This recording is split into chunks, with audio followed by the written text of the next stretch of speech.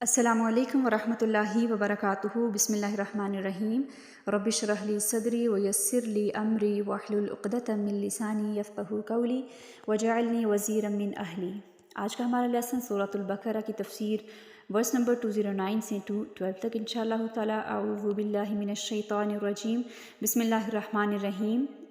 209 فَإِن زَلَلْتُم مِّن بَعْدِ مَا جَاءَتْكُمُ الْبَيِّنَاتُ فَاعْلَمُوا أَنَّ اللَّهَ عَزِيزٌ حَكِيمٌ۔ پھر اگر تمہارے پاس واضح دلائل آ جانے کے بعد تم پھسل جاؤ تو جان لو کہ بے شک اللہ غالب خوب حکمت والا ہے۔ 209 میں فرمایا اگر شیطان نے تمہیں پھسلا دیا بے حیائی کے کاموں پر تو جان لو اللہ حکمت والا ہے۔ فرمایا اعتدال سے نہ ہٹو، کسی چیز کو اس کے مقام سے گھٹاؤ یا بڑھاؤ نہیں، اعتدال کی راہ اختیار کرو۔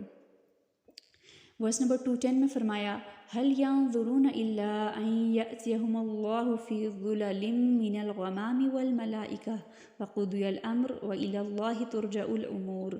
کیا اب وہ اس انتظار میں ہیں کہ اللہ بادلوں کے سائے میں ان کے سامنے چلا آئے اور فرشتے بھی، اور ان کے معاملے کا فیصلہ ہی کر ڈالا جائے؟ آخر سارے معاملات اللہ ہی کی طرف لوٹائے جاتے ہیں۔ 210 میں فرمایا کیا انسان قیامت برپا ہونے کا انتظار کر رہا ہے؟ کیا اللہ فرشتوں کے جلوے میں اور بادلوں کے سائے میں ان کے سامنے آئے تب وہ ایمان لے کے آئیں گے؟ یہ اسلام قبول کیوں نہیں کرتے؟ اسلام قبول کرنے میں تاخیر نہیں کرنی چاہیے، فوراً اسلام قبول کر کے آخرت سنوارنے کی کوشش کرنی چاہیے۔ صرف یہ نہیں کہ ہم نے اسلام قبول کر لیا، ہم نے کلمہ پڑھ لیا، باقی ہماری جو مرضی حلال حرام کے تقاضے ہم نہ دیکھیں، سچ جھوٹ، یعنی صرف اسلام یہ نہیں ہے کہ ہم کلمہ پڑھ لیں اور ہم دائرہ اسلام میں شامل، ہاں دائرہ اسلام میں ہم آگے، لیکن اس کے بعد ہم اپنی روزمرہ کی زندگی کے اوپر غور و فکر کریں کہ ہمارا اٹھنا بیٹھنا، ہمارا بات کرنا، ایون کہ چھوٹی چھوٹی چیز پہ چیک رکھیں کہ کیا وہ اس کلمے پہ ہم پورا اتر رہے ہیں۔ ہم نے کہا لا الہ الا اللہ، کوئی نہیں مگر صرف اللہ، محمد الرسول اللہ، پھر محمد الرسول اللہ کی ہم نے کتنی اتباع کی، کتنی پیروی کی، سنتوں پہ کتنا عمل، احادیث کو کتنا جانا، آپ صلی اللہ علیہ وسلم کی لائف کے مطابق ہم نے اپنی لائف کو کیسے ڈھالنے کی کوشش کی، ہر چیز پہ پھر اپنے آپ کو چیک کرنے کی ضرورت ہے۔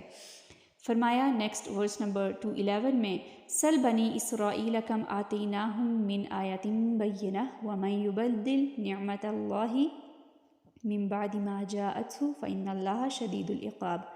پوچھئے بنی اسرائیل سے ہم نے انہیں کتنی واضح نشانیاں دی، اور جو کوئی اللہ کی نعمت پا لینے کے بعد اسے بدل دیتا ہے تو بے شک اللہ سخت سزا دینے والا ہے۔ 212 میں فرمایا بنی اسرائیل کو نشانیاں یاد دلائی جا رہی ہیں اس میں، مثلاً عصا موسیٰ علیہ السلام جس کے ذریعے جادوگروں کا انہوں نے توڑ کیا، سمندر سے ان کے لیے راستہ بنایا، 12 چشمے جاری کیے، بادلوں کا سایہ ہوا، من و سلوہ کا نزول ہوا، لیکن اس کے باوجود انہوں نے احکام الہی سے اعراض کیا۔ ان کو اللہ تعالیٰ کا شکر ادا کرنا چاہیے، لیکن یہ اور زیادہ بگڑ گئے۔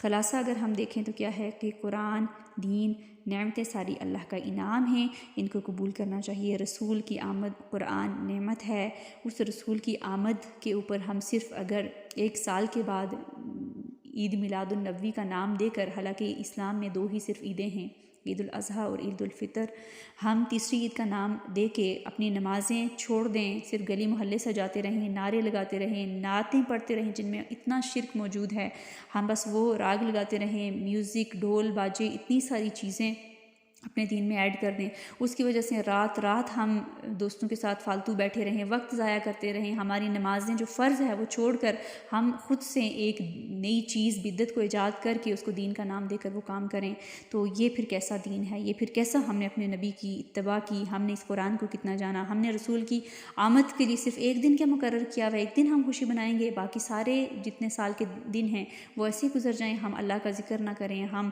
لوگوں کے ساتھ برا برتاؤ بھی کریں، یعنی ہر چیز میں ہم جو ہے اللہ تعالیٰ کی نافرمانی کریں، تو اس چیز کا نام دین نہیں ہے۔ قرآن کی انڈرسٹینڈنگ دین ہے، قرآن کا صرف حفظ کر لینا دین نہیں ہے، قرآن کو جاننا، اس پر عمل کرنا اور پھر اس پہ عمل کرنے کے بعد لوگوں تک پہنچانا، یہ دین ہے۔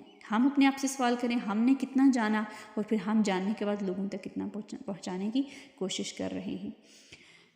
212 میں فرمایا زُيِّنَ لِلَّذِينَ كَفَرُوا الْحَيَاةُ الدُّنْيَا وَيَسْخَرُونَ مِنَ الَّذِينَ آمَنُوا وَالَّذِينَ اتَّقَوْا فَوْقَهُمْ يَوْمَ الْقِيَامَةِ وَاللَّهُ يَرْزُقُ مَن يَشَاءُ بِغَيْرِ حِسَابٍ۔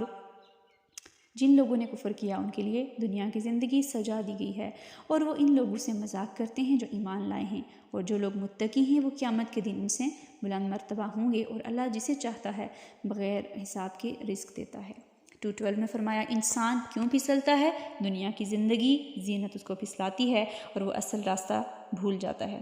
صحابہ کرام کے لیے جنت ایسی تھی جیسے وہ اس کو دیکھ چکے ہوں، اس لیے وہ ہر نیکی کا جو ہے وہ کام وہ آگے بڑھ کے کرتے تھے، چاہے وہ دوسروں کی مدد ہے، لوگوں کو رات کو لوگوں کا کام کر دینا، ہر طرح سے لوگوں کے لیے اپنے آپ کو پیش کر دیتے تھے۔ مومن کے لیے دنیا مچھر کے پر کے برابر ہوتی ہے۔ مومن کو تو دنیا قیدخانہ نظر آنا چاہیے، قیدخانہ نظر آنی چاہیے اس کو۔ مومن کی خصوصیات دنیا کی چیزیں اس کو مومن کی خصوصیت یہ ہونی چاہیے کہ اس کو دنیا کی چیزیں اٹریکٹ نہ کرے۔ وہ دنیا میں رہتے ہوئے آخرت کی یاد میں جیے، وہ دنیا میں رہتے ہوئے صرف دنیا کی تیاری نہیں کہ میں نے اس جگہ جانا میں اچھا سچ سنور کے جاؤں، وہ دنیا میں رہتے ہوئے آخرت کی تیاری کرے۔ اس کی جو سوچ، اس کی نظر ہو نا وہ بہت وسیع، بہت دور تک ہو، وہ آخرت کے بارے میں سوچتا ہو، جیتا ہو، پھر وہ اسی کے اکارڈنگ جب اپنی اصلاح کرے گا وہ اپنی اولاد کی بھی تربیت کرے گا، وہ خود جھوٹ نہیں بولے گا، وہ کہے گا کہ میرا بچہ بھی جھوٹ نہ بولے۔ یعنی وہ ہر چیز میں، اوڑھنے پہننے، بات کرنے کے سٹائل، ہر چیز میں اپنے اوپر چیک رکھے گا، پھر وہ اپنے بچوں کو بھی اپنی نظروں کے سامنے رکھے گا کہ میرے بچے سے کچھ غلط تو نہیں ہو رہا، کچھ غلط ہے فوراً اس کو بھی روکنے کی کوشش کرے گا۔ یعنی صرف اپنی تربیت نہیں، اپنی اولاد کی، پھر اپنے گھر کی، پھر اپنے محلے کی، پھر اپنے علاقے کی، پھر معاشرے کی، پھر اس طرح سے مبلغ پھیلتے جاتے ہیں۔ لیکن سب سے پہلے اپنا آپ ٹھیک کرنا ہوگا۔ ہم دوسروں کو تو ٹونٹ کر لیتے ہیں فلاں غلط ہے، ہم کتنے ٹھیک ہیں؟ تو سب سے پہلے اپنے نفس کی اصلاح، اس کے بعد معاشرے کے اوپر کام کرنا۔ اللہ تعالیٰ سے دعا ہے اللہ تعالیٰ ہم سب کو سیکھنے، سمجھنے اور عمل کرنے کی توفیق عطا فرمائے، آمین۔ اور سب سے امپورٹنٹ چیز جو ہے وہ یہ ہے کہ اللہ پر بھروسے کی بہت زیادہ ضرورت ہے۔ جب ہم بھروسہ کریں گے اللہ تعالیٰ ہمیں مزید عطا کرے گا انشاءاللہ تعالیٰ، جسے سورۃ الطلاق کی ورس نمبر 3 میں بھی فرمایا وَمَن يَتَوَكَّلْ عَلَى اللَّهِ فَهُوَ حَسْبُهُ، جو اللہ پر توکل کرے گا وہ اس کو کافی ہو جائے گا۔ ہم بندوں سے توقعات لگا کے بیٹھے رہتے ہیں، ہمیں اللہ پر بھروسہ کر کے، چاہے ہم دعا مانگ رہے ہیں، کوئی بھی چیز چاہیے، کچھ بھی، بس اللہ تعالیٰ ہم نے تیرے پہ توکل کیا، تو عطا کرے گا انشاءاللہ تعالیٰ، ہم نے تجھ پہ بھروسہ کیا، پھر وہ اللہ تعالیٰ کافی بھی ہو جائے گا، مشکلات میں آسانی بھی ہوگی انشاءاللہ تعالیٰ۔ اعوذ باللہ من الشیطان الرجیم فَإِن زَلَلْتُم مِّن بَعْدِ مَا جَاءَتْكُمُ الْبَيِّنَاتُ فَاعْلَمُوا أَنَّ اللَّهَ عَزِيزٌ حَكِيمٌ هَلْ يَنظُرُونَ إِلَّا أَن يَأْتِيَهُمُ اللَّهُ فِي ظُلَلٍ مِّنَ الْغَمَامِ وَالْمَلَائِكَةُ وَقُضِيَ الْأَمْرُ وَإِلَى اللَّهِ تُرْجَعُ الْأُمُورُ سَلْ بَنِي إِسْرَائِيلَ كَمْ آتَيْنَاهُم مِّنْ آيَةٍ بَيِّنَةٍ وَمَن يُبَدِّلْ نِعْمَةَ اللَّهِ مِن بَعْدِ مَا جَاءَتْهُ